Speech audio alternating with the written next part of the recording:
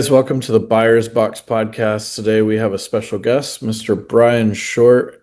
He runs the real estate training labs and does quite a bit of stuff, I believe, here in the real estate space. I think we're going to get a lot of great content today, how our listeners can, work buyer leads a little bit better and convert at a higher rate. So, Bryan, you got the floor. Tell us a little bit about yourself. Tell us All how you right. got in the industry and kind of go from there. Welcome. I started selling real estate back in 2006. So I've sold as a single agent, a husband-wife team, member of a small mega team. We were cranking upwards of 200 to 230 sides a year out of a team of three. So I know a hell of a lot about in production in the residential space. I've sold a couple restaurants, ice cream shop, like microtel, things like that. But most of my knowledge and what I do is in the luxury to mid-luxury market. I find most times agents are trying to plan their business or scale. They're often using a units-based approach, which I think is just ludicrous. Okay. It is ludicrous. Like I have single agents that have been in business 3 to 4 years, breaking 700 and 900 grand. Wow. Like That no assistant, no ISA, just single agent working wealthy leads. that makes sense. We Like definitely have doing anything else seems like incredibly foolish to me. Like I'll have an intake call with a team owner. They did 2.8 million last year, and the team owner took like 290K. right. Like, why do that? You could Yeah. just make five, six, 700 on your own and keep Yeah. it. Yeah.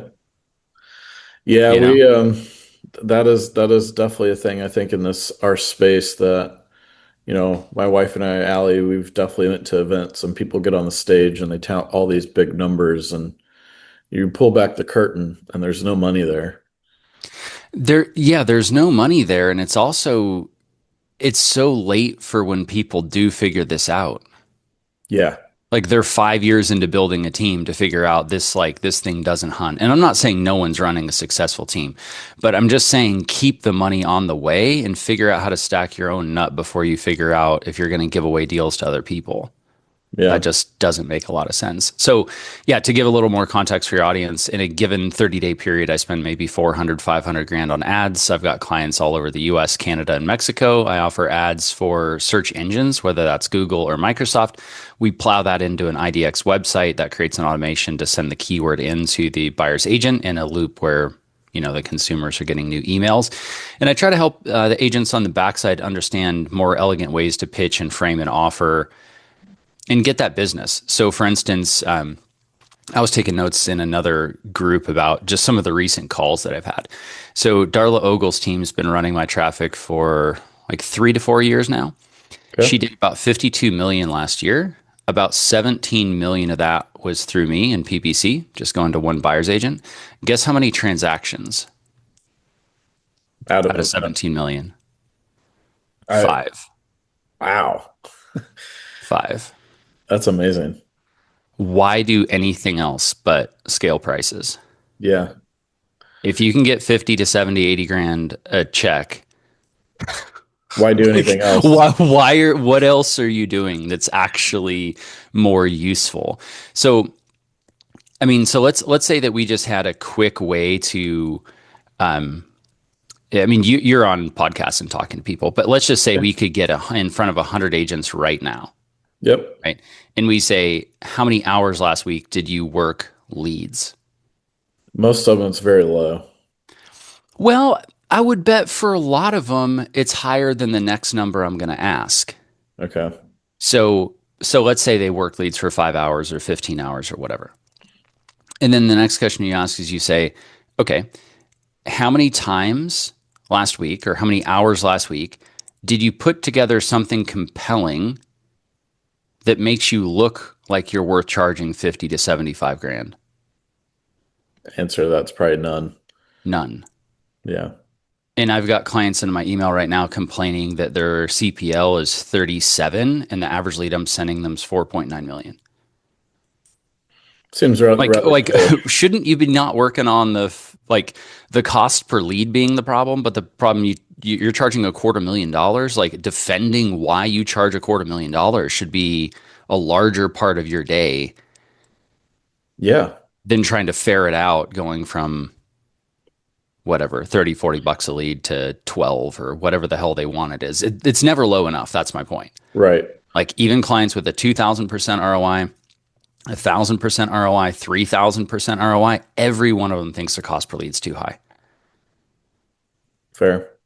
Well, let's back up It's a little bit. it's kind of ridiculous. It's like You were an agent, you were a husband and wife team. How did you get into the ad space, managing this, this sum of yeah, money for so I'm other good at teams? managing data much more so than I am humans. Okay. So in the last, let's say, 3 years of my career, which ended like over a decade ago, but I've been doing just strictly PPC to real estate sites for the past 9 years. In the transition period out of that, I had a model where I would go to agents and I would guarantee a specific piece of growth. So let's say we go to an agent that's doing 5 million a year, and I go to them and say, "Hey, I'll take over your ads, your marketing, your house list, your email, your direct mail, your front end website, your front end facing business persona, and I'll get 20% of any amount above the 5 million that you're used to doing." Okay. How'd Right. that So go? I take them to 10 million and I get 20% of the next 5 million that I got them, but they have a base where they know they're going to hit whatever they hit before, but we're going to juice the hell out of everything. I'm buying the ads. I'm telling them what to do in response. So Wow. that model worked well. I did that with quite a few people. Once you start doing that, one of the things you realize is that you kind of disincentivize, like my client becomes disincentivized for accurate tracking. So when I start doing an audit and I'm like, hold on, like took them to like 13 million and they're claiming I took them to 9 million. Mm, They're like, oh, well, these were deals weren't from you. And I'm like, we had an agreement. You're stiffing. Like, so once you start going and getting burned on a couple $100,000 of payouts, yeah. then you start realizing that if you're actually going to scale this and do this and not just do it through an office where you have access to bookkeeping and records and all that stuff, it became obvious that you just have to charge a fee. Got it. Okay. In search ads are the easiest thing that you can reliably deploy in any market. Most agents are not ready to deploy direct mail at scale. Like when I would take on direct mail for agents, the ballpark expectation would be like 3 to 10,000 a month in spend. Wow. And for a single agent, I'm sure that was tough. Well, it's still not that hard to get it to go. Like remember, so we're talking about if you're really, really accurate with your list, it is not that hard to make it just a belligerent killing out of direct mail. Like so, Okay. for instance, like let's say in a county that I was operating in for a broker, there's 120,000 people in the county, Okay. right? There's ballpark 2,500 people that make enough money they should hit the hyper affluent list. There's only another 1,000 properties in that county with the average tax assessed value above the range that we want to hit. So the direct mail house list became about 3,500 units, Got it. right? So mailing that every month with an 8 page or a 12 page magalog, when you do that over a series of years, there is zero chance you're going on a listing appointment where they haven't seen you a dozen or two, 3 dozen times. That's fair. Like, is that worth 36 grand a year if the guy's making 1.3 right now? Oh, 100%. Yes. Like Yeah. easily. Like Yeah. like is that really like you barely know it. It's like one sale. So if it effectively costs this guy one of his low end sales to get in front of 100% of the people that have the wealth and the affluence in the market. Super Bri- easy decision. How did you figure this out? Did you So do I this as a studied a lot single of agent? so yeah, I did a lot of direct mail. So are you familiar with Merge Purge? No. Please share. So let's say you're taking lists and you're trying to combine them Okay. to get more value. So like I used to do merge purge for different industries. So like let's say for you know a Porsche dealer, let's say we're going after keywords that are very very obvious, like long tail keywords for the specific type of car that the dealer has on the lot, Okay. right? So if somebody types in 2022 silver Porsche Carrera and you happen to have one of those, you should be bidding on that keyword, Right. right? That's not merge purge. Merge purge would be buying a list of data that you already know is accurate and then combining it with another list. Got it. So let's say everybody in King County, Seattle that owns a 2017 to 2022 Silver XYZ, mailing them saying you've got people looking, but you can trade in to get the new one. Mm, Right. So let's say all waterfront owners with an assessed value on XYZ Lake between 400,000 and 5 million. got All it. people that own a boat that's worth a quarter million or more, but don't own a waterfront property. That's my waterfront buyers list. They care Oh, enough about water to own a boat over a quarter million, but they don't currently own waterfront. okay. I mean, that's Right? Does that make genius. sense? So, like, Yeah, let's say absolutely. renters with income above 250 grand. Why are they running? Tons of reasons. Right. Divorce, they've moved. There's been some big life event. They had something go wrong. They're only living in that town while their parent is passing away. Like, there's a bunch of different reasons people do that. But have you noticed when you see most of what agents do, they take a very, smash it from the top approach, right? They're like, Yeah. well, what zip code has the highest turnover? I'm like, is that really your offer? Right. Right? Yeah, that makes Or, sense. you know, audience equals two-story home, equity equals quarter million to half a million, and then age equals over 65. Like that's old people in two-story homes. Like they are going to move. I'm in a retiree market, and that's the bread and butter of my business. So I 100% get that. Yeah. Yeah. So I feel like in production, the main thing to focus on is have somebody that already knows the math of where it should hunt so you can get to the point of implementing and you're not wondering if you're doing the right thing. Okay. Right. That's why I start with search. Because if hypothetically you had a different business, let's say just tomorrow you were a LASIK surgeon in Houston and somebody's typing in Houston LASIK surgeon that accepts XYZ insurance, and let's say you accept that insurance, if you're Yeah. not buying that keyword, what the hell else are you doing? Yeah. That doesn't seem to be very smart for sure. You know? Okay, so you've gotten really good at creating just these really high quality inbound leads. Yeah. What are you telling them to do from there? Yeah. Well, let's go first through what they're currently doing. So, what do you think most real estate agents or teams are currently doing? 10 days of pain. We're calling the lead at least once a day for the first 10 days. Calls, Yep. texts, emails. And what do you think that opener sounds like? I know what our team says. Hey, Tell Brian. me, tell me what they say. Yeah, hey, Brian, this is Burnett here in Myrtle Beach. We've been the ones sending you some real estate listings here in the local area. Just giving you a quick call, see how I could help you with that search. Okay. So, open ended, you're identifying their past behavior. And then when do you think that call typically happens? Like most of the time within 5 minutes. And then the later Yeah, calls are who knows? yeah. We have two ISAs on staff, so that covers 7 days a week. So I definitely think we've for sure in the first five. Okay. And what percent of time do you think people answer? Very small, very very Like 7, 5, 12%, something probably. like that? Yeah, Okay. So those stats match what I hear a lot from a huge number of people. So I don't think there's a lot of ways to get around some of those front end stats, got it. right? Like if your phone isn't coming up as spam when you call, getting the answer rate to 60% is probably just never going to happen. No, If your phone is, getting shown as spam when you call, then you're screwed. I mean, you got to yeah, of change that course. and update your phone and whatnot. So I guess the first thing to consider is that you should plan your script for voicemail. You should not plan it for a human. Got it. The Okay, most likely thing, so I was an anthropology major, psych Spanish minors. The most likely thing you can actually get them to do that they're willing to do is open an email. It is not call you back. got it. Right? So in truncated order, they're not going to answer. So don't try to modify that variable. They're not going to call you back. So don't modify that variable. Try to get them to do something they are willing to do. So open an email. Got it.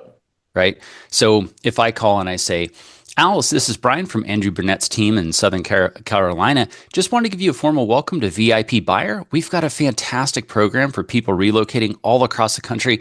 In fact, Andrew created this 4 years ago, and it's worked so well. We've rolled it out to all of our clients. So what is included is going to be shown to you in an email. We've got case studies, testimonials, reasons why people hire us, and how we're different than other agents. Anyway, love to show you that, give you a quick walkthrough. We can always hop on Zoom if you got internal questions and things you really want to dig into in the market. Again, check your email from Andrew's team. It'll explain it more. Right? I'm baiting the hook with some type of benefit Check your email. that they're going to get. Yeah. Right? So when I open Frame, I'm going to cover the 5 things. So here's who I am. Here's why I'm calling you. I know what you're looking for. I can help you get it. I have a more elegant way for you to get to your goal. I like When that. you ask probing questions, you're not doing that, Oh, for sure. right? So when people call and say like, "Hey Gary, blah blah blah, what made you think about that property?" Right? That's okay. And if Gary's open, then that might work. But typically you just get shut down because they feel sales pressure. Of course. It's much better to create an example and then show them that example. So for instance, let's say we're doing like high-rise condo buildings. And I'm responding to a lead, and I know the name of the lead that is come in, right? So let's say that's Sarah, and it's Aaliyah condo, whatever, somewhere in Hawaii. I'm horrible at pronouncing Hawaiian names. No worries. That's my wife's name, believe it or not. Right. Okay. So I would call and say something like, Vanessa, this is Bryan at Remax. We met. You're checking out some condos in Aaliyah. I was just thinking I could tune up your search with a couple more specifics. So, for instance, we have a filter on my side to do ocean view versus city view. And there's also filters for which properties can be included in Airbnb rental pool and which ones can't. So in the meantime, I'm going to send you the case studies of why people work with me, how I get offers accepted from listing agents, and a couple more ins and outs about the condo market you might know. Keep in mind, I represent all listings at all prices for all brokers. So I'd be working exclusively on your side, not the sellers. Love to earn your business. You can get me back on my phone at 702-834-0022. Right, so I'm laying into that a lot of things that she can get, but I'm putting the proof of performance on me, not on my perpetually never ending questions. Right. If agents were on the other side of it, they would see how awkward it sounds. I'm sure. Definitely makes sense. They would really, it's cringeworthy So, in a lot of cases. so how many times would you suggest that they call and leave that voicemail, leave that Uh, as a text? yeah, so good question. So the 10 days of pain or whatnot, the reason it works is because it's more than doing nothing. It doesn't mean it works better than what I'm recommending. It's just Got you it. can get someone to implement it because you're like, call them 10 times. My thought process is you need an offer every time you call. Don't call without a specific benefit or an offer. If you can't think of something you do that's a benefit to them, you should not be charging them 20, 30, 50 grand. Total makes sense. So in general, think of it this way. You in sales, somehow, some way, you're going to have 3, 5 to 7 reach outs per prospect, no matter what industry, no matter what you do, like in general. So 3 to 5, 7 times. Ideally, you're timing those times you reach back based on behavioral response only when they're pushing buttons. So they're doing things on the website, looking at properties, Yeah. favoriting, things like that. Yeah. So, like a script I wrote just a bit ago and helping a client in Atlanta, the lender. So keep in mind, for a lot of my clients, we do lender billing. So let's say the agent's spending $2,000, the lender's spending 1,000, or the lender's spending, the same as the agent, and we're cranking $4,000 total. Yep. So there are a lot of lenders that have even worse sales skills than real estate agents, right? They just want, well, when the deal's ready, kick it my way. And you're like, well, this is a lot of work to incubate these, 100 something leads a month, and they're not just ready to fill out a loan app. Right. So teaching the lender inside of, I think it was Lofty in this case, you can see when consumers are using the mortgage calculator. right? So making a script based on that trigger that texts the lender and then tells them what to say. Oh, So it smart. says, "Hey Gary, this is Bryan from XYZ Financial. Just wanted to give you a quick rundown on how we do the math and can help you buy a house at a lower price." So in many cases, the seller is very resistant to change the purchase price, but we can actually save you more money over time by doing a rate buy down. I've got a quick 2 minute Zoom video between me and the agent at XYZ team. Love to show it to you. If you're interested in saving money when you purchase a house, I'd love to show you how hunting for your mortgage can work. Mm. All right, so I'm only delivering that script when they push the mortgage calculator button. So you're giving them value based upon their activity. I really like that. Value, and they want specific performance, Right. right? Like for the most part, if you don't tell people you outperform other people, they will not assume you do, Yeah. right? Oh, so Like if you do a callback script, and let's say this is the third voicemail you've left, right? Because again, they don't pick up the phone. right. Right. And you say, "Mallory, this is Bryan. I just wanted to give you an example of why people hire me. For one, I've been doing this for 16 years. Two, I only onboard 3 clients at a time. So when we do go see properties, I'm going to be super focused on you. And four, I'm really elegant in the way that I present offers. In fact, I'm going to send you about 30 to 40 testimonials now from listing agents about why they accept my offer, even if it might not be the highest one, because I've been in business longer and my buy side transactions close." So if you've been looking for a property for over a year and you feel like you're striking out, it could be the agent and the way they're presenting the offer. Check your email now. Love to show you more. Wow. Like tell You're them you were better. you're creating inbound more, so it isn't just the inbound lead from the PPC. Do you You're see what I'm saying? creating, I'm flipping the way yeah. that you're trying to do it because like I've got a woman right now that does waterfront boat tours. We have waterfront leads coming in. In the script back is, "Mr. Douglas, this is Bryan from Katie's office. Just wanted to give you a formal welcome to the waterfront boat tour. You're checking out properties on Fernand Lake. And one of the things we do is every Friday at 5 o'clock, we load up the margarita machine, some 3 ring binders, examples of sales and new listings, go tour the lake, see things, ask lots of questions and chat, blah, blah, blah. Did Wow. you get your ticket?" And the guy's like, "Oh, well, there's a ticket? Like what?" It's like, "Oh yeah, well you're looking for a waterfront house on this lake, right?" And he's like, "Well, yeah," because that's what his freaking keyword was. Right. Like, what's your sales scenario as a 30-year agent doing that versus trying to break in on 30 grand a month of Zillow leads, Oh yeah. Because right? the Like it's Zillow, brutal. It's like so like I'm serving up waterfront leads at 18 bucks a pop for a 2 to 3 million dollar transaction, or you're just grinding out the meat grinder with Zillow. well, let me ask this. So I've been doing Right? PPC. That's brutal, right? It's Yeah, like, I yeah, mean, yeah. it's like, oh God, how do you do that? Well, in the Zillow lead, I mean, gosh, our team just picked them up recently. We're not been the biggest fan. I mean, they just pick up the phone and they expect a door opener, Yeah.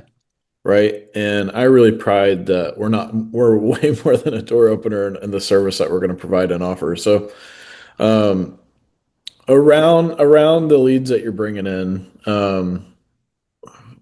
doing this type of scenario, like what type of conversion rates are you seeing out of like your top So, performers?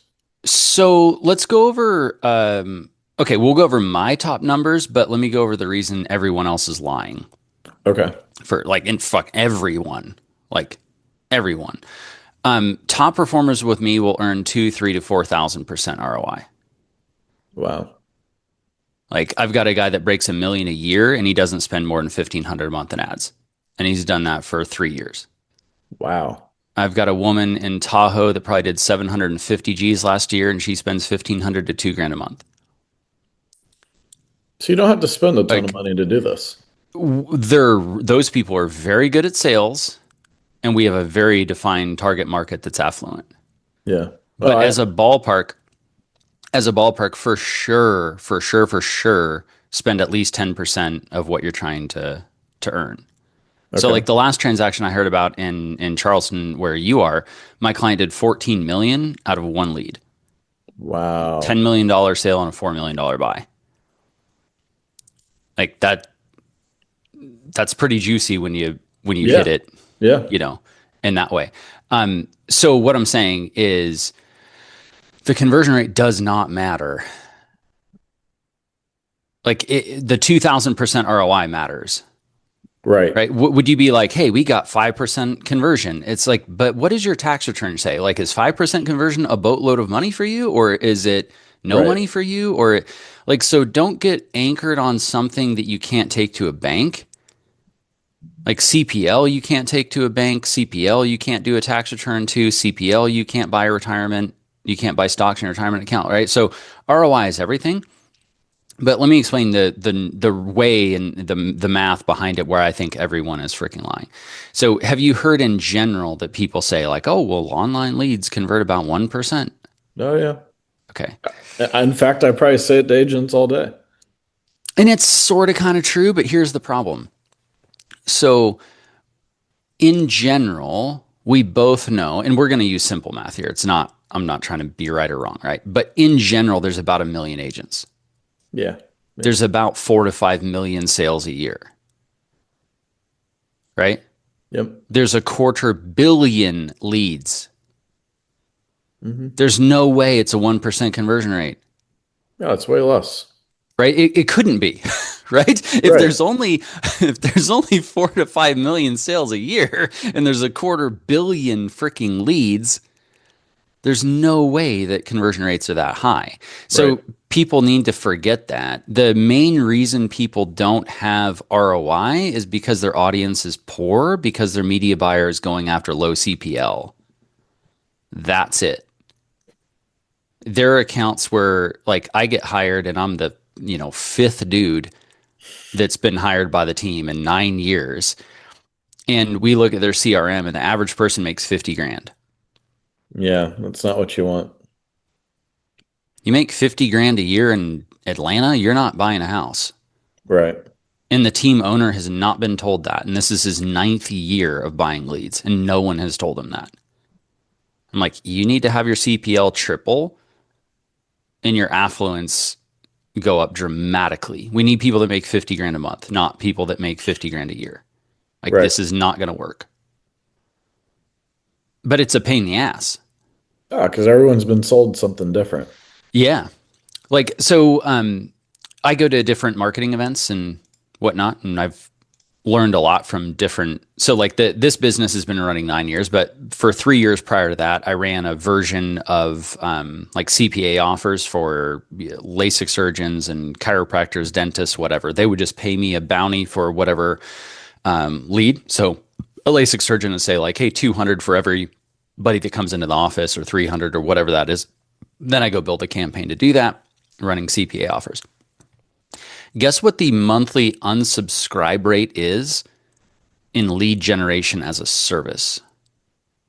Like nationwide. Whether you smash together dentist, No right, idea. lawn care, breast augmentation, rhinoplasty, gutter cleaning, like everything smashed together. Guess what percentage of people unsubscribe every month? Clueless. 68%. Wow. That's high. 68. Holy shit. Yeah. And then a lot of people spending money around these leads. So, why do you think that number is so high? Probably not targeting the right person. It's the salespeople. Okay. The Fair. salespeople have got way too good at selling and not nearly good enough at delivering. Got it. Okay. Like, and everyone's in that addiction loop. Like, they want they want to have it turn on in a second and have everything else work, and then no one sat down and been like, well, Dylan, you're like the worst divorce attorney in the market, charging the highest prices. Like, Right. maybe this won't work that well. Right. Right. So, like, when everyone in an industry is lying, that becomes a really, really big problem because people hire me, their CPL goes from 10, 15 to 20 to 58.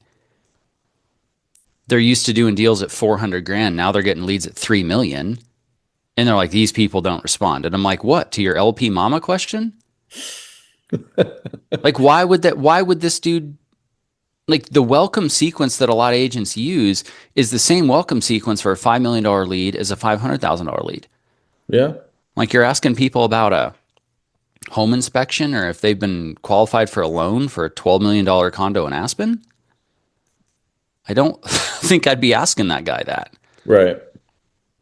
I would ask him which favorite runs he has, right? Like, Which slope you going down tomorrow kind of thing. yeah, yeah. I mean, get way more granular with it. But I feel the way that agents are doing it is they're feeling like they will reduce their risk by increasing the volume of leads. They're not aware that poor people opt in 300 to 700% more than wealthy people. And most of the agents' behavior and the way that they respond to leads is off-putting to the lead. Yeah. And then they respond with like hire someone else. And then, again, I'm the ninth person that they've hired and it's, you know, Yeah, I've been doing PPCs pretty much my whole career, and yeah. I've definitely experienced that. Oh my gosh, lead cost needs to be X, and I've definitely learned over time that trying to be very rigid around that hasn't been as successful as, hey, focus on getting these types of leads to our team. Yeah. And understanding where you can win where it doesn't whack your credit card. Okay. So, for instance, like a really, really big win that I see consistently with teams is age-based lead routing. So, what do you think your probability of? So, let's say you've got a team in Miami Hmm. and you've got two agents that are under 25 and you've got two agents that are over 64. What do you think the probability is of the 25-year-old agent closing the 55 plus leads? Slim to none. What about the Bitcoin bros, cocaine addicts, high rise waterfront condo? Yeah. Give that to the 25-year-old, Yeah, they're going to connect. right? What is the cost of that? To route Nothing. it? No, yeah, it's free. Not nothing, right? It costs nothing. How? Like But that's not, I mean, some of these optimizations are just so freaking obvious when you start thinking about it and you're like, hold on, shit, I could set up, like, let's say in Lofty, we can set up a lead routing, rule for a particular source, attach a particular source to an entire campaign. And then Jessica is only doing the relocation leads. Gary is only doing 55 plus and step down single story XYZ. And Mallory is doing all the high end condos, blah, blah, blah. that makes You can sense. you can set that up in 20 minutes. It automates for perpetuity, and you just tripled your average closing rate. See, and we started out round robin. Brian gets lead, Andrew Hmm. gets lead, next guy gets lead. Now we're doing pawns, Okay. right? So, the agent It only, stays in there for a while before someone can claim it. so the agent only way they can claim the lead is if they have a 2 minute or more conversation with them, converting around real estate. Okay. And we've definitely seen our conversion rate go up from there because we realized pretty early on, and back up kind of what you said is maybe I had your next sell in my name and vice versa because at the end of the day this is a relationship based business, and we're not all for everyone, right? Hmm. um but we've not went that step further of actually routing it based upon exactly who they are. Yeah, and it's not as easy depending on the CRM. There can be some CRMs where that's way harder than others. We're But depending using on the follow CRM, boss. yeah, yeah. When you have something as elegant as FUB, yeah, there are ways to do that. Yeah. Have you ever practiced cross-gender callbacks? I don't even You'll know what that always is. get a bump. You'll always get an increase with cross-gender callbacks. Have men call women and women call men by far. Really? Quickest thing. Yeah, if you're just like, I just want to see something change. Like here are all my metrics. I'm calling consistently enough. Bryan, make the freaking numbers different. Cross-gender callbacks. We've noticed in hiring ISAs that female ISAs have performed better. And I Mm-hmm. think it's because I'm in the South, Mm, right? Um, Gosh, a dude gets on the phone talking to a random online lead and they're pretty quick to hang up, but yeah. they might listen to what the sweet sounding lady on the phone might say. Yep. Yeah. So that makes a ton of sense. So Yep. okay, so we've created leads. We're giving them a different offer. Yep. Ideally, Um, your offer is baked into whatever keyword they had or whatever outcome desire that they want. You're wrapping your offer into that. okay. And then anything else that you're like telling, whether it's a single agent or teams that you're meeting with, talking to, like any other, golden nugget that you're like, hey, do this. Well, um, I would say fundamentally understanding the power of multivariates. Okay. A lot of times agents are not really seeing that. They want there to be one component, like one conversion event, and then a volume knob. So let's say, for instance, the agent comes in and they're spending 2 grand a month with me, and 12 months later they make a 250,000, and that's a pretty reasonable number. That doesn't blow my mind. Yeah, That's not new. 10%. That's fine, right? That's okay. And they go, okay, spend 3 grand. I'm like, okay, that sort of kind of makes sense, right? Right. You made a 250,000, but then I ask, how much did your lender make? Well, I don't know. Like, okay, let's just do the math, right? How many cash sales did I send you? Half of them were cash buyers, the rest were lender, blah, blah, blah. We find out the lender made 50 to 60 grand. I'm like, could your lender absorb a 5 to 1 ROI? Well, I don't know. Like, well, why don't you ask your lender how much ROI they have right now? Oh, I talked to my lender. They only make 50% ROI on Zillow. Like, okay, so we can offer him 5 to 1 ROI. I'll take care of the billing. He's already made the money.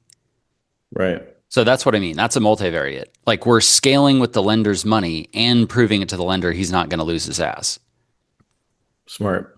That's really good business. That just doesn't, like we could just spend more. Like that's fine. But is that really the most optimal thing to do? Oh, So when no. going through revenue, typically the workflow for figuring out like where to harvest more revenue is first, is it like top line revenue? So how many dollars came in top line? Was it all buy side or was it sell side? If you don't have at least 20% sell side or even 20% referral sell side, if you're pounding relocation, you're missing a lot of revenue. Yeah. Nationwide, my average lead's 58 years old, buying 65% above median. So very few people in that range are renting.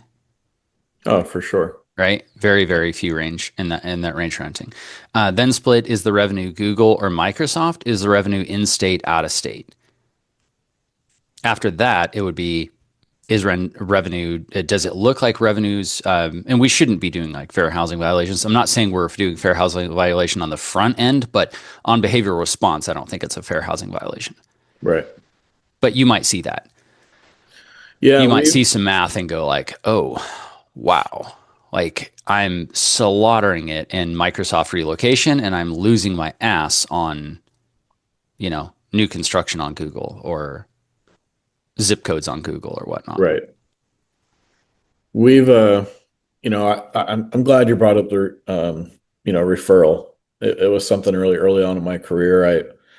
I just never chased. I didn't put a lot of thought around Mm-hmm. it. And my wife, came into our business about 4 years ago from a different career, and she goes, "I just don't understand why you're not getting all these ancillaries."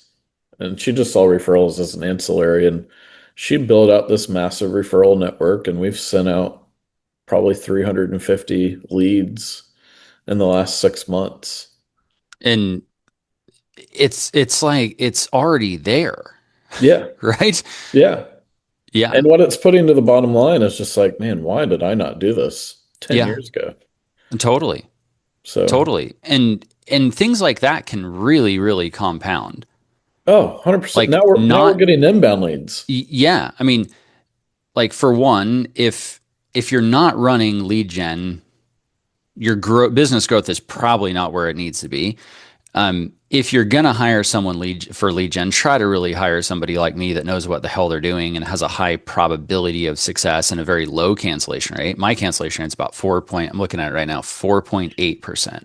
Wow. So I'm in an industry where 65, 70% of people churn. and I'm at 4.8. Right. And canceling is a call, email, text, like poof, it's over. Like if you ever Right. want out, it's all over the day you say it. Like it's not hard to get in and out with me. It's a pain in the ass to build this, but it's not hard to Yeah. pause or cancel. Um, but yeah, not having that set up, not understanding affluence, not understanding how to scale with the lender's money, which you don't have to, but you certainly can, and you're kind of crazy if you don't. Right. And then understanding from there what parts of it are you really, really missing the sweetest part of the cream. So, like for instance, nearly all agents, if they could, they would take a listing instead of a buy side rep, Most. right? For the Yeah. most part. Yep. You go to their website, you click the sell page, it looks like 15,000 other sell sites. It doesn't have one video, one testimonial, one proof of production, one example of a house you sold that another agent failed to sell. It's a freaking home value form, That everybody else has. and you're trying to charge people 70 grand to do this. Right. And it's like, and to the consumer, it looks like I don't want to fill out a website because I don't know why I do what I do. I don't have any proof of what I do. Like, right, if I can make a 34-page document about me managing PPC campaigns, I think a listing agent should be able to make a 12-page document about listing a house for 100 grand. And gosh, and Right? Like, I mean, I'm charging a couple $100 a month, yeah. and the agent's like, oh, yeah, it's 90 grand to list your house. Like, for what though? Like, what do they really get? Why don't you just put that on your damn site? Like, Right. don't think they're going to contact you to ask about that. Put that right on your freaking site. Put as much ammunition as you possibly can on your site. Well, it's like a wall. And it's your brick and mortar anymore. It Yeah. is. But the number of agents that have actually spent time on it would blow your mind. Yeah. It's pretty low. They'll spend 100 grand on ads before they write their bio. So true. And it's like, okay, well, bio is not going to take that long. And now, I mean, pretty much everyone on the planet now is, a world class copywriter, whether it's Claude or AI. ChatGPT or some. Yeah, I mean, Yeah. now writing's actually not that hard. It was way harder to do this 10 years ago. 10, Yeah. 15 years ago. It's a lot harder to write long form sales copy. We launched a site and we got quoted a number to get 10 pages made. And I was like, whoa, that's really high. And Claude wrote out everything in about 3 days. And I'm like, this Yeah. is great. So people that aren't leveraging AI in this market, to me, it just blows my mind. So Yeah. And at the most basic minimums, some things aren't being done. So, like, for instance, the first campaign I build for all clients, I call personal branded. So it's your name and variations of your name. Most people have never had that set up, even that have other managers running. Like, they're not even bidding on their own name. and it would probably be such a low cost per click. Right. And it's an incredibly expensive mistake to miss it. So Yeah, I it don't for whatever open houses you're doing, business cards you have in friends, wallets, like how many times do you hope to God someone mentions your name? Like it's a lot, right? You hope people right. remember you and know you. And Dave Ramsey's stepping in front of that for 65 cents. Right. And you're like, well, like I didn't want to spend 65 cents. It's not the 65 cents. It's that most of the time agents don't have like the spreadsheet accountability kind of like ruthless mind trap that I kind of plow through when I'm building these things. Yeah. And then they just miss these things that are just super obvious Oh, and it's probably some of the lowest hanging fruit that you can go by after. far, Yeah. by So far. let me ask this. So, again, been doing PPC a long time. I think a lot of our listeners, they're doing some type of leads in some way, whether it's open houses, PPC, Sure. you name it. Early on, I thought the mechanism was more leads. Yeah. So when I first started my team, I thought I had to give each person 100 leads a month. Yeah. And and then when they left, I was like, well, I would just take them. So there was a time in my career I was taking like 300 or 400 leads a month Yeah. to myself. So if someone was to come to you and say, Bryan, I heard you on the podcast. Sounds like you really know what you're doing. Right. How much do I buy? Right. How much do I buy? Yeah. Well, So let's go. Let me ask you the question in another way and switch the industry. Okay. Okay. So you are a LASIK surgeon. You can do, I'm just trying to make simple math here, 5 procedures a day, right? Yep. You have one chair. You're doing one procedure a day. How much more scale do you have? You have 400% more bodies you could put in the chair, Yeah. right? For simple math, right? So knowing your capacity for units would be the first thing. Okay. Backing it into math would be the next thing. But again, the danger is thinking in units, Yeah. right? Because it's so could we take an agent and have them do one deal a month at 2 million? Can we keep their brain together? Yes. Gosh, we'd hope so. But yes, right? Can they do one deal a month at 2 million? My fault, boss is going off. I'm so sorry. That's all right. Well, let's see here. I think I got you pulled back up. Yeah, that makes total sense. Okay. Can So, they do 5 deals a week at 100 grand? No. no. Their head will smoke, right? Well, So is dollars the goal or is units the goal? Dollars is the goal. right. Right? So not units. So said in another way, let's say you're a financial advisor and you charge 1% for assets under management and your clients are wealthy. How many clients do you need before you're as wealthy as your average client? Makes sense. 100 clients, Yeah. right? Yep. So if your client on average is worth $5 million and you charge 1% asset under management and you have 100 clients, you will have the similar net worth as your 100 audience clients. base. Yeah. So if your audience base is really, really wealthy, you don't need that many leads, assuming you can get them to believe you. But I would say most mental capacity, like 30 to 50 leads a month, like a lot of people are, that's going to be enough. But again, Yeah. I think a huge devil in the details is just assuming that people have the same labor capacity. Right. I Okay. mean, some agents are fried with, 2 leads a week. They're like, oh my God, I got so much to do. And others like, give me 2 an hour and like, let me hunt. I don't. Right. Yeah.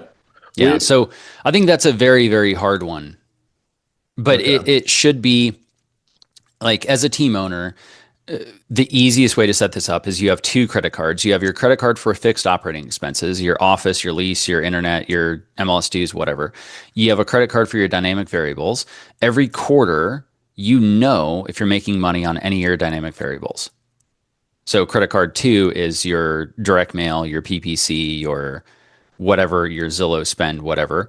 Every quarter, you got to know, are you cash up or cash down on that? And then what's the rolling all time rolling 12, cash up, cash down. And then if there isn't cash on those, was it your implementation? Got Right. it. So if direct mail, you're like, yep, goose egg. I spent 20 grand in direct mail, nothing back. Okay. Did you have an offer? Was it your list? Like, what was the wrong like, where did that get mechanized wrong? Because nearly everything, if you see some of these top agents, can be done really well. There are people absolutely killing it on you know, different So mechanisms. many ways to be successful in this industry. Yeah, there are, but I think people try too many. Yeah. Like I would say, no more than 3 to get to 500,000, and no more than 5 when you're breaking 1 million in GCI. And I see people at 7 to 9 things, and they're making 200 grand. Yeah, that Yeah, seems I'm like, that's too many. Like that's too confusing. okay. So, and then that 30 to 50, like Hmm. how long are you telling the agent to use to run that for? I guess the better way to ask that. Yeah. Um, I mean, until you have negative sentiment, run everything. Okay. Right? Like if the lead's still communicating with you 2 years in and they haven't sold their, family dentist practice yet, but they want to move from Connecticut to Vero Beach, Florida, I wouldn't give up on them just because, it doesn't seem like it's there. So, for instance, in your market, John Smith, he's in Charleston. Like he literally just did 14 million in one lead. I sent him 2.5 years ago. That's amazing. So that's there. Um, I would say, in a general sense, 5 to 10% of an audience in PPC can be in 90 days or under, and then the rest are going to bell curve 9 months. I think there's two core different markets. There's a take it market and a make it market. So a take it market, you're taking your money there. So that would be like Maui, Aspen, Colorado, right? Real high end resorty, like Yeah. Breckenridge, Colorado, high end resorty mountain towns. They already simultaneously own 3, 5, or 7 other homes. A Okay. make it market would be Spokane, Washington, Cincinnati, Ohio, Houston, Atlanta. You're making your money there. Salt Lake City, Utah, you're making your money there. Park City, Utah, you're taking your money there. Okay. Take it markets push out 3 to 6 months. Okay. Yeah, If we're you done. look at the curve of like, well, when should the revenue come in relative to the spend? Usually, if you set up like your January on the left, I don't know if your clients are seeing me in reverse, but like January on the left and December on the right, front run your PPC spend 90 days. Like run harder ahead of the sales curve by 90 days. Okay. That's smart. Pretty 'Cause reasonable way to do it. Like crank and budget in Anchorage in December is probably not your best option. oh, November, December, we always lower our ad spend. Yeah. And we're fighting, Black Friday, sales and Well, I don't see it in that way, meaning like I barely see a difference in seasonality. Because my like nearly all my clients, something like 99% of my clients are bid cap limited by their budget. They're not limited by how many clicks there are with the humans. I'm okay. just saying in terms of the warmness of the human relevant to the time. If budget's a precious thing, we should be trying to spend it in the most elegant way we can Yeah. and um,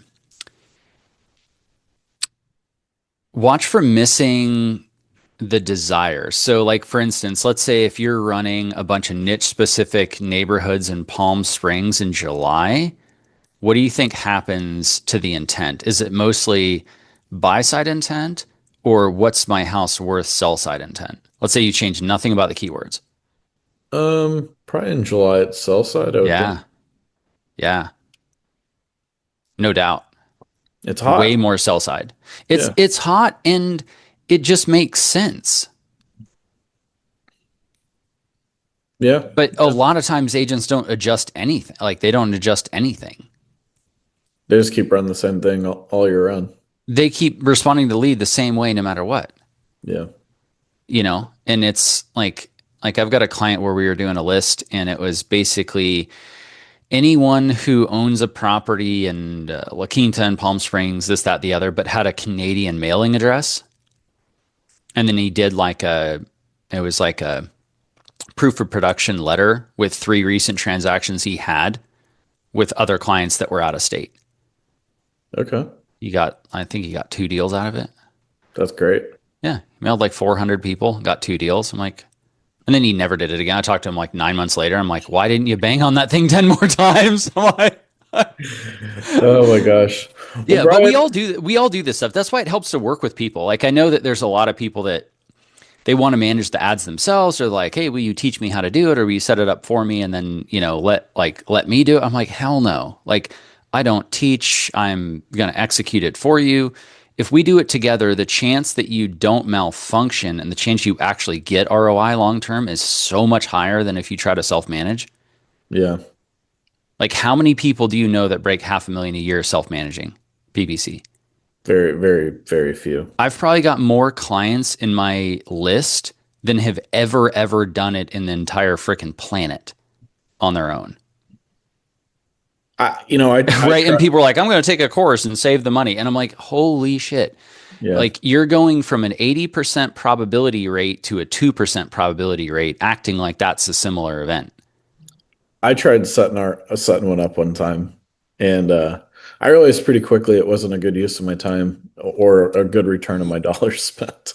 Yeah. And just The amount that you don't see your own stuff when you're so close to it. Oh, I'm sure. Oh, I was setting up just It's, like homes for sale Myrtle Beach and driving them to this landing page yeah, on a site with, homes in Myrtle Beach and thought, yeah, this is gonna win. yeah. Yeah, and largely that can still do well, but over time, the number of times that I've tried to not spend to hire someone have not really worked out. Like, I have to have an accountant. I have to have somebody that I pay Yep. that handles things that are just not, I can only do so many things really, really well. I even And tried I one think time. the biggest thing that agents, like, if we could give agents any like really quick advice, it would be understand feedback loops, try to make sure you're extremely clear on what benefit your current client got and frame that to make your next client want to hire you. Because if you're not doing that, you are missing the entire bloody loop. Yeah. Like I've had clients, like, so I was just walking a client through some dialogue the other day, and he's not quite as ballsy. Like I'm Mm. pretty ballsy as a salesperson. I'll be Say like it. right at it. Yep. So he's talking about a guy that's looking at a property, and it's probably near as makes no difference. I don't know, 10 million, 8 million, 12 million. Expensive. Yeah, whatever. What's the difference if it's that high? Right. And the guy's kind of like, well, but if we could get it instead of 10 million, if we could get it for 9 million, da, da, da, da, da, da. So I'm walking him through it. I'm like, so you've got a client who's a rational guy who wants a deal while he simultaneously owns five other properties. Why have you not written it up already? Well, my point being is it's not rational. It's that it's perceived by that man, the buyer, that he's being rational because he's going after value. So how do you take that rationality and flip it into something that can work inside that guy's head, right? So then I told him what I've learned by doing that. So I've learned that if you say something like, I totally see your point, 10% would make a big difference, and that's certainly there. But where you are in this scope of life, let's just say hypothetically you're 65 now. You got 10 good years left. If you burn 30 of them, which is 30% of your time on this planet, what's the 1 million compared to your 40 million net worth versus the 30% of time you got left? Right. Like, is it really worth guaranteeing that you miss playing with the kids at the lake house and throwing the stick for the Labrador and inviting your family over and making memories? Like, are you certain that that million is going to make enough difference to delay it 3 years? Hmm. And the Like salesperson that having can't ask some that. balls to be able Yeah. to say that, to be like, to call out a client and be like, you're right. Like, I get it. A million's a lot of money and it's not my money, but you got 40 million. You already got five houses. Is it the memories you want or the gain in the house? Right. There's a lot of people that change their perception after going to a couple funerals, right? Like, we don't know how long we have. Right. We really don't. So, trying to make sure that you're not, I'm not saying like being super manipulative, but let's say you're trying to remove sales pressure on a listing appointment. What do you think is the easiest way to remove sales pressure on a listing appointment?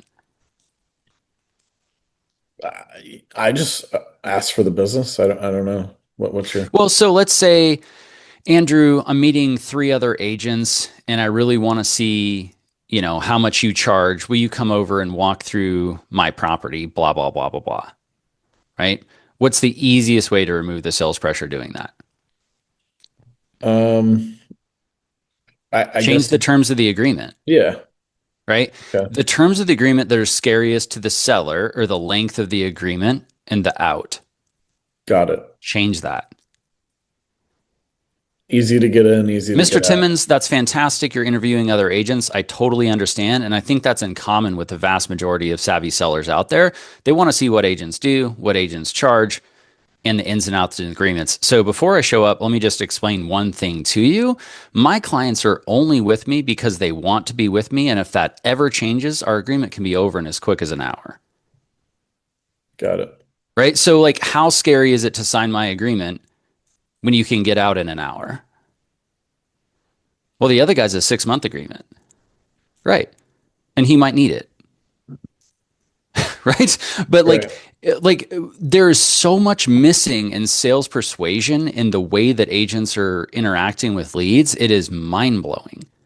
Like, I'll go into these CRMs and I'll listen to some of the calls and I'll hear a woman and I hear a dude in the background and I don't hear an agent asking for that other person's email or to tune up their account to talk to both decision makers. Yeah.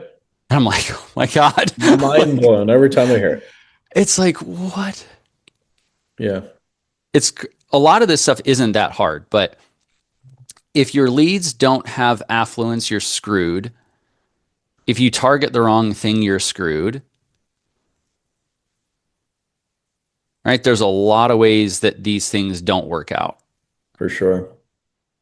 Lots of ways, but they're relatively identifiable and fixable. Agree. Well, Brian, I really want to be respectful of your time. I think Absolutely. I Did think that help? I mean, we didn't really yeah. have a schedule or a plan, but we ripped through a lot of things. No, I think we did, and I think a lot of the listeners, especially if they've been listening to us from like day one, like we're getting now down to like these deeper discussions, to where I think a lot of our listeners can kind of understand and comprehend this at a higher level than maybe from day one, which is really nice. But Sure. if anyone wanted to work with you, Brian, how could they make contact with you? What's the best Yeah, way? so let's go over baseline expectations. Like, first, I expect you to spend 10% of what you're trying to make. Okay. Right. So if you're gunning for a quarter million, I expect you to spend 25 grand. We chop that up monthly. It doesn't matter how you do it. Right. You could have five agents that want to make 500,000 and all five agents are going to spend $1,000 each and you hire me and one person hires me and then we just scale up from there. That's fine. Like, I don't care how we run the money. It just Okay. has to be legally compliant.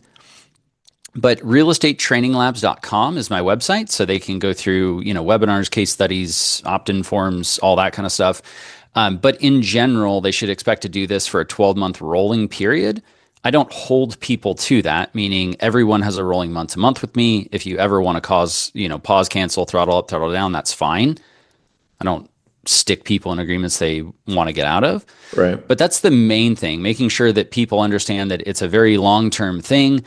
They might find me abrasive or blunt, but that's okay. They'll probably learn a hell of a lot. And when they watch some of my scripts and videos and hear me doing dialogue, they'll probably go, oh shit, it's way better than what we're saying. So I can fix the affluence of the leads coming in, which is the biggest thing for most agents because nationwide, again, my average lead's 58 years old, buying 65% above median. So usually way Million. juicier sales prices, right? Yeah. And making sure that everything is running long term. A lot of these accounts I've been running 4, 5, 6, 7 years straight. So I don't set it up to be like, hey, it'll work for a couple months and then break all the time. And, the client cancels after 2 months anyway. So what's the difference? I build Right. these things to run like out the gate for years. Like, a Nice. normal build for me is 500, 600 campaigns at once. Wow. Yeah. Like, I'm going up against guys that build 3, 4, or 7. And I'm like, yep, I just popped out a 727 yesterday. Like, it's a lot of freaking campaigns, but that thing can run forever. How are now you Yeah. have me asking more questions. Manually, dude. How Manually. are you managing all Manually. that on the Like, I'm back not doing end? it dynamic. I'm doing it old school. Like, I learned how to build search ads in 2007 and I have not changed the way I do it. I build the exact same way now, 20 years later, as I did when I first learned how to do this. How are you And able people tell me it changes all the time. They're like, "Oh, PPC changes. You need to do yeah, anything different." And I'm like, "Dude, I haven't changed a damn thing in 20 years." and it's working just fine. Yeah, it's like the only thing that works. Like, understanding the true structure of how the ads auction functions is a missing element for a lot of people that go with auto optimize or whatever the newfangled thing is with Google. Yeah. Old Yeah, school. I think Google's all the time pushing out something new to, I mean, just to spend more money on ads, I think at the end of the day. So Yeah, I mean, there's a certain amount of data that you want to feed back, and there's a lot of data you don't. Right. And not all data costs the same. I mean, that's almost another, I know you got to jump, but like positive and negative spend attribution, most people aren't doing that. They're only doing positive spend attribution. They don't even know what the hell I'm talking about. Like the Yeah. people at Google, usually I talk to them and they're like, what the hell do you mean? And I'm like, oh, Jesus. Like, how Okay. are you spending to not get someone in your audience? Right. And clients go, no, I'm targeting this. And I'm like, you're doing half of that's What you half. should be doing. Yeah. Yeah, that's not the whole thing. Okay, so clients can contact at your website. Yeah, realestatetraininglabs.com is the site. And then, yeah, if you're dead serious and you want to make a hell of a lot of money and increase your income, then I'm the guy. But if you're going to fart around or blame the leads or whatever, I mean, I've probably got somebody in your market right now making many, many, many hundreds of thousands of dollars. And I can put you in touch with them too. Like, I won't let you tell me the leads suck. I'll be like, well, Right. talk to this chick. She made 800 grand last year and she's been in business 4 years. Yeah, that's And amazing. tell me the leads suck, Right. you know? Well, Brian, I really appreciate you coming on the Cool. show, and Absolutely. hopefully, we can be in touch in the future. Absolutely. Reach out if you need anything. Happy to help. Thanks, Brian. All Have right. a blessed See you, day. Andrew. Bye.